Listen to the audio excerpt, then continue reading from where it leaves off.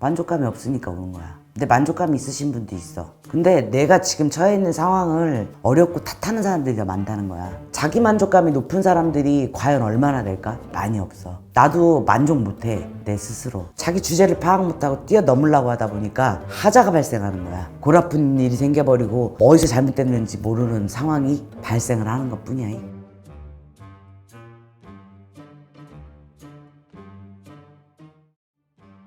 이제 많은 분들이 궁금해할 수도 있거든요. 인생을 잘 사는 기준이 뭘까? 자기 만족감이지 뭐.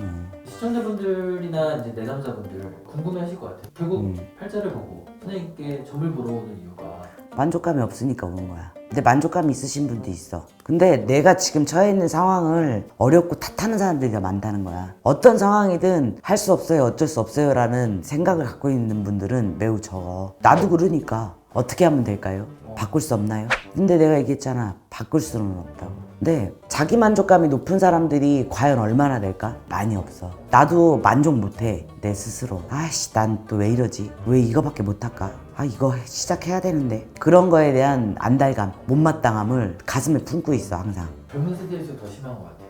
그럴 수 있지. 그거 되게 불필요한 거야. 그렇게 되게끔 노력을 하면 되고, 안 되겠으면 말 그대로 동경의 대상으로 남고. 근데 그게 쉽지 않잖아요. 그렇지, 쉽지 않지. 끊임없이 계속 올라오잖아요. 올라오지. 근데 안 그런 사람들도 많아. 딱 자기한테 규격에 맞게 매뉴얼대로 사는 사람들이 더 많은 세상이야. 근데 아까 지금 얘기했던 주제처럼 자기 주제를 파악 못하고 뛰어넘으려고 하다 보니까 하자가 발생하는 거야. 골아픈 일이 생겨버리고 어디서 잘못됐는지 모르는 상황이 발생을 하는 것 뿐이야. 간단하지?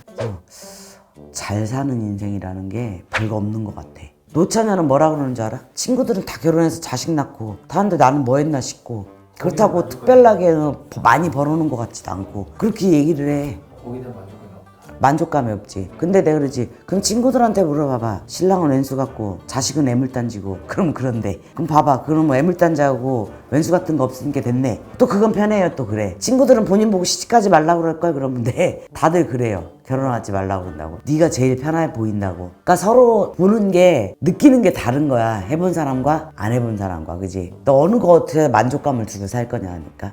자산이 1조 원 넘으신 분이 돈이 있어서 편한 건 맞지만 편해. 그래, 맞아. 돈이 있다고 해서 행복하진 않다. 항상 내가 그 얘기했잖아. 절대 행복한 건 아니야. 어딘가에 계속 불만족이 생기는 게 인간인가 좀 생각이 들어요. 근데 그게 불만족은 아니야. 다만 돈이 있다고 해서 행복함이 생긴다는 건 아니라는 거야. 오히려 그걸로 인해서 잃은 게 더 많을 수 있어. 나는 편해졌지만 돈으로 인해서 오히려 잃은 것들이 많을 수 있고, 돈으로 인해서 불편해지는 것들이 상당히 더 많이 생길 수는 있어. 돈 있으면 다 없어도 돼요. 그런데 그게 아니라는 거야.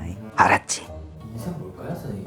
글쎄, 지금도 이놈의 인생이 뭔지 모르겠고 도대체 어떻게 살아야 되는지 잘 모르겠어. 그냥 하루하루 최선을 다해서 사는 것뿐이야. 옛날엔 내일이 없는 것처럼 살았는데 지금 또 그게 아니야. 내일은 무엇을 해야 되겠다, 무엇을 해봐야 되겠다, 무엇을 해야겠구나, 이렇게 바뀌었어. 내 생각이 바뀌었어. 예전에는 안 그랬거든. 내일이 어딨어, 오늘이 중요하지. 그렇잖아, 맞잖아. 근데 또 나는 이게 좋은 게 뭐냐면, 나한테도 내일이라는 미래가 있구나 라는 걸 알았어. 예전에는 내일이 어딨어라는 마음으로 살았는데 지금은 내일이 생겼다는 게 거기에 감사해.